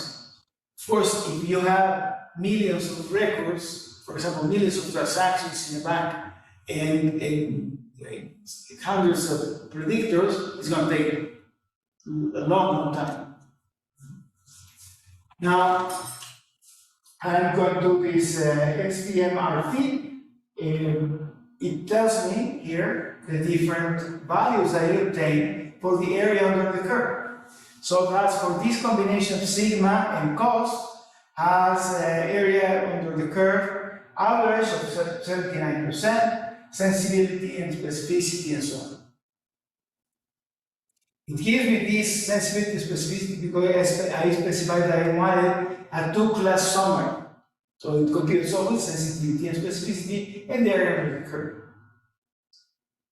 If I plot now, let me erase this. All the drawings. I want the maximum area under the curve, right? Maximum area under the curve. So the largest value of the area under the curve, I take that largest value with a cost equal to 2 to the 2 squared, that's 4. And the pink is sigma is 0.51. Okay, so the optimal value would be sigma equals 0.51 and the cost equals 2 squared. And now you know those are the values of the hyperparameters that maximize the area under the curve.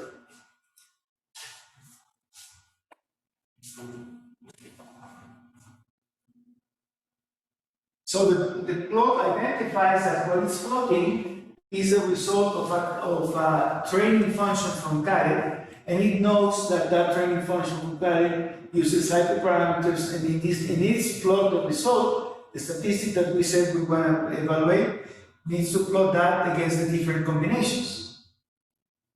Now I'm going to do the same thing with the polynomial.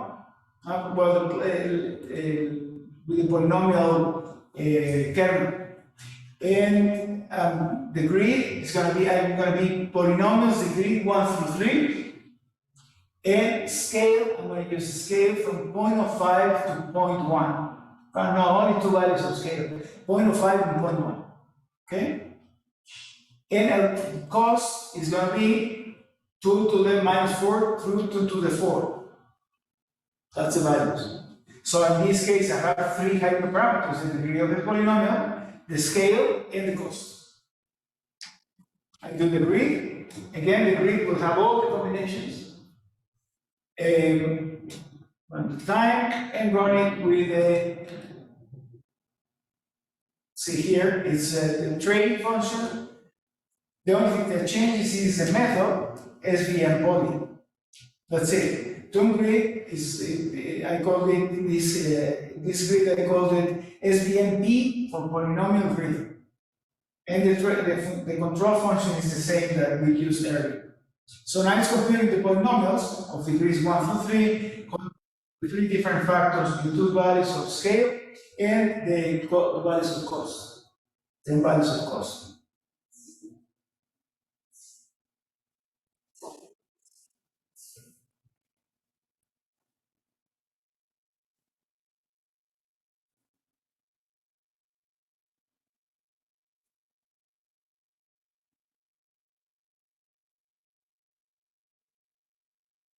Taking a while, and even though it's only two variables, two predictors, took 1 minute, okay? A little bit more than the support vector machine with radial basis kernel. Now, to compare the models, again, I create a list of the models that I want to compare. I'm going to call it KNN, it's going to be the name for the KNN fit. Logistic for logistic regression, logistic 2 for logistic regression of second order, logistic regression, SVM radial basis or RB, and SVM polynomial, SVM poly. I make my list, I calculate the resamples. Resamples is a function that gives me all the results from the different models that were fit. I look at summary. I have, for each model, I get what is the minimum value for the ROC curve, the area under the curve, the first quartile, the median, the mean, the third quartile, and the maximum. Okay? It indicates also if it has any missing values and so on. So just looking at the numbers here, and looking, for example, at the mean, it looks like the best model in terms of the mean would be the logistic regression. But now what's important is not only what's the value of the area of the curve, but how much variability I have with that model.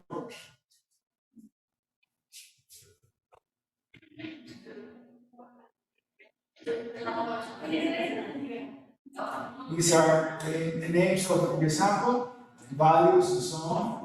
And if I look at, for example, let me look here at the samples, the sum values.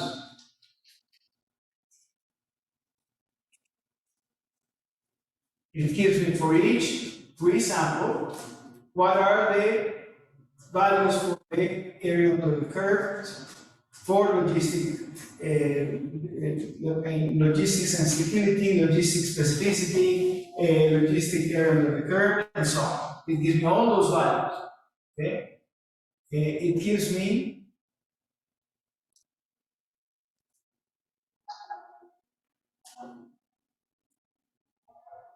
this of them. Now let me go to this thing, and let me remember. I want you to see all the things that we have here. And methods, we already know which methods we use. And the metrics, it just going to give us the list of metrics that we use. Now I can do the dot plot, but I'll go straight to the box plot because that's a better device to evaluate the models. See, now I can assess not only which models give me the largest value for the area under the curve, but also how variable they are. See, look here. It's the box plot gives me a lot of information about the spread. For example, logistic regression. Area under the curve is almost the same as SVM with polynomial kernel. However, the variability is much greater in the ROC curve, in the area under the curve. Okay, so we would prefer, even if this value is here, okay, even if it was shifted to the right, we would prefer a more robust model that doesn't have that much variability, because that means that when we have a different sample, it will probably give us reasonably good results. The other thing that's useful to know is if there are outliers.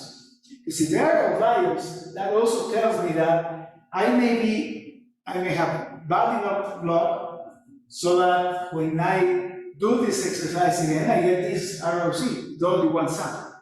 Okay. So, but that's important to know because it measures the robustness of the model with respect to the different training samples. And here, for example, in this SVM, radial, and poly, even with these outliers are not that far away. This one is worse. This one is worse performance. This is the area under the curve on the x-axis. Definitely, the k-nearest neighbors is okay. Looks in the area under the curve, looks reasonable. That's too low. That's already much lower than the SVM radial basis. But if you look at the specificity, we have a bunch of several outliers. We can have specificities as bad as 25%, something like that. Okay. So here I would go with the support vector machine with radial basis, because if you look at the polynomial basis, look at this spread. When you look at the specificity, it's huge spread. So it means that it's not very robust, and it's a lot. Radial basis function is a lot more robust. That's okay. Is that clear how to interpret these graphs? Please, yeah. And this is what we saw at the end of the last script. These are the model differences, and I have a summary here to see which areas under the curve are significantly different. Okay. So it's comparing each pair. It's comparing logistic with K and N. Okay. The difference is 0.09, 0.009. Okay. But the p-value is 0.51. So the difference is not, there's no evidence to reject the hypothesis that the mean value is the same. Okay. And this is SVM, radial basis. So the p-value is also large, 0.53, 0.47, and so on. But if you look at the SVM radial basis with the SVM polynomial, then you can see that the p-value is very small there. So the average area under the curve for the polynomial kernel is significantly larger than the average under the area under the curve for the support vector machine, than the support vector machine radial basis. Okay. So we go with the support vector machine with the radial basis. Questions so far? No, teacher. No, teacher. Okay. No, teacher. Okay, so we'll stop here. Again, if any of you wants to turn on your so I can see that you're still alive, awake.